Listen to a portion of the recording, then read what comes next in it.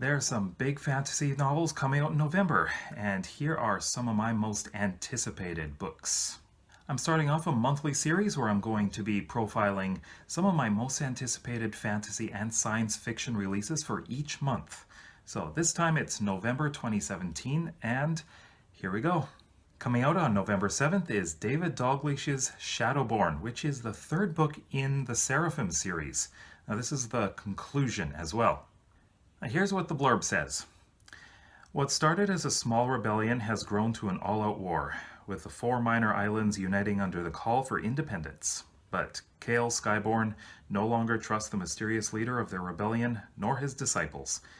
Neither side seems willing to reveal the truth of the elemental prisms the Seraphim wield in battle, or the blood that keeps the islands from crashing down to the ocean below. That sounds pretty interesting, doesn't it? It continues. So, Bree Skyborn is the phoenix of Weshern and the face of the rebellion. But when Kale is captured and brought to center for execution, Bree no longer cares about the war or the call for independence. All that matters is rescuing her brother and putting a stop to the violence for once and for all. Now this seems pretty interesting. I've been interested in David Dalglish's books. I actually have his first novel on my phone. I haven't read it yet though. Also coming out on November 7th is a book by Fonda Lee called Jade City. Now this one, I didn't actually know anything about it. I don't even know anything about the author, but the blurb had me interested. So, this is what it says. Family is duty, magic is power, honor is everything. Magical jade, mined, traded, stolen, and killed for, is the lifeblood of the island of Kekon. For centuries, honorable green bone warriors like the Call family have used it to enhance their abilities and defend the island from foreign invasion. So it looks like they're using jade to enhance magic. Now the war is over and a new generation of Calls vies for control of Kekon's bustling capital city. They care about nothing but protecting their own, cornering the jade market, and defending the districts under their protection. Ancient tradition has little place in this rapidly changing nation.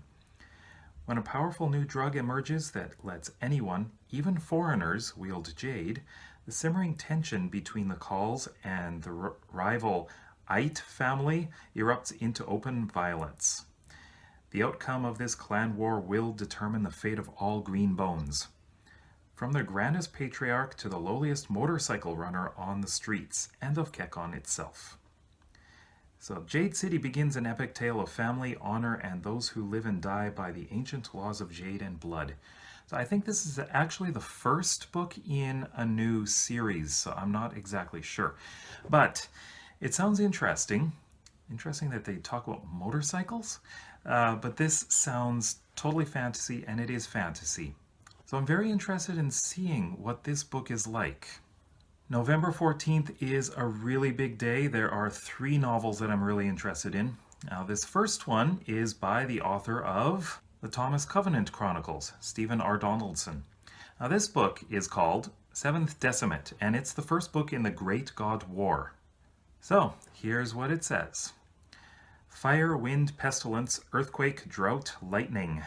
These are the 6 decimates, wielded by sorcerers for both good and evil. But a 7th decimate exists, the most devastating one of all. For centuries, the realms of Belager and Amica have been at war, with sorcerers from both sides brandishing the decimates to rain blood and pain upon their enemy. But somehow, in some way, the Amicans have discovered and invoked a 7th decimate, one that strips all lesser sorcery of its power. And now the Belagerans stand defenseless. Prince Byfault, eldest son of the Belageran king, would like to see the world wiped free of sorcerers. But it is he who is charged with finding the repository of all of their knowledge to find the book of the 7th decimate and reverse the fate of his land. All hope rests with Byfault, but the legendary library, which may or may not exist, lies beyond an unforgiving desert and treacherous mountains, and beyond the borders of his own experience. Racked by hunger and fatigue, sacrificing loyal men along the way, Byfault will discover that there is a game being played by those far more powerful than he could ever imagine. and that he is nothing but a pawn. Now, this is pretty interesting. It's like there are 6 different kinds of magics, and now there's a 7th one, which gets rid of all magic. And it sounds like that there's going to be quite a journey across a desert. So, very interesting sounding. The next one has me even more excited, and here's a clue. No, it's not about Coke, it's this name here, Brandon. Coming on November 14th is Oathbringer, the 3rd book in the Stormlight Archive series by Brandon Sanderson. I am incredibly excited about this, although I haven't read the first 2 books yet. I will eventually. But here's what the blurb says. In Oathbringer, the 3rd volume of the New York Times best-selling Stormlight Archive, humanity faces a new desolation with the return of the Voidbringers, a foe with numbers as great as their thirst for vengeance. Dalinar Kholon's Alethi armies won a fleeting victory at a terrible cost. The enemy Parshendi summoned the violent Everstorm, which now sweeps the world with destruction, and in its passing awakens the once peaceful and subservient Parshmen to the horror of their millennia-long enslavement by humans. While on a desperate flight to warn his family of the threat, Kaladin Stormblessed must come to grips with the fact that the newly kindled anger of the Parshmen may be wholly justified. Nestled in the mountains high above the storms, in the tower city of Urithiru, Shalan Davar investigates the wonders of the ancient stronghold of the Knights Radiant and unearths dark secrets lurking in its depths. And Dalinar realizes that his holy mission to unite his homeland of Alethkar was too narrow in scope. Unless all the nations of Roshar can put aside Dalinar's blood-soaked past and stand together, and unless Dalinar himself can confront that past, even the restoration of the Knights Radiant will not prevent the end of civilization. Sounds pretty dramatic, doesn't it? So, of course, everything about Brandon Sanderson I want to read. I absolutely want to read all of his books. He is probably my #1 must-read author.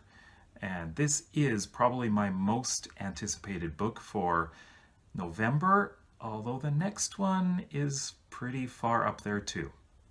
And of course, this next book is based in a world that I absolutely love, the world of Malazan. But it's not by Stephen Erickson, it's by Ian Cameron Esslemont, and that book is Deadhouse Landing. It is the 2nd book in the Path to Ascendancy series, and I am really excited about this one too. And here's what it says. After the disappointments of Li Heng, Dancer and Kellanved wash up on a small insignificant island named Malaz. Immediately, of course, Kellanved plans to take it over. To do so, they join forces with a small band of Nappans who have fled a civil war on their own home island. The plan, however, soon goes awry as Kellanved develops a strange and dangerous fascination for a mysterious ancient structure found on the island. The chaos of the region extends to the metaphysical planes, also as a young priest of Drek starts to question the rot at the heart of the worship of the god of decay. And back in Li Heng, Dasim, now the proclaimed Sword of Hood, finds himself being blamed for a plague which leads him to a crisis of faith and searching for answers. During all this, war with the neighboring island of Nap threatens. Recruited allies wonder at Kellanved's sanity, and powerful entities take more of an interest in the little mage from Dalhon. Dancer faces a hard choice. Should he give up on his partnership? Especially when the fellow's obsession with shadows and ancient artifacts bring the both of them alarmingly close to death and destruction. After all, who in his right mind would actually wish to enter an elder mystery known to everyone as the Deadhouse? If I remember, Deadhouse Gates was the 2nd book of the Book of Malazan, so this probably has a lot to do with that. So I'm very interested in seeing where this one goes. I need to read all of the other books first, of course. That's a lot to catch up on. But this is one of my top most anticipated books of November 2017. So which of these books are you looking forward to? Let me know in the comment section below. Also, are there any other books that you're looking forward to, fantasy or otherwise? I will be doing another video based on science fiction, so you can wait for that one as well. But are there any fantasy books you're looking forward to that are being released in November? Again, let me know in the comment section below.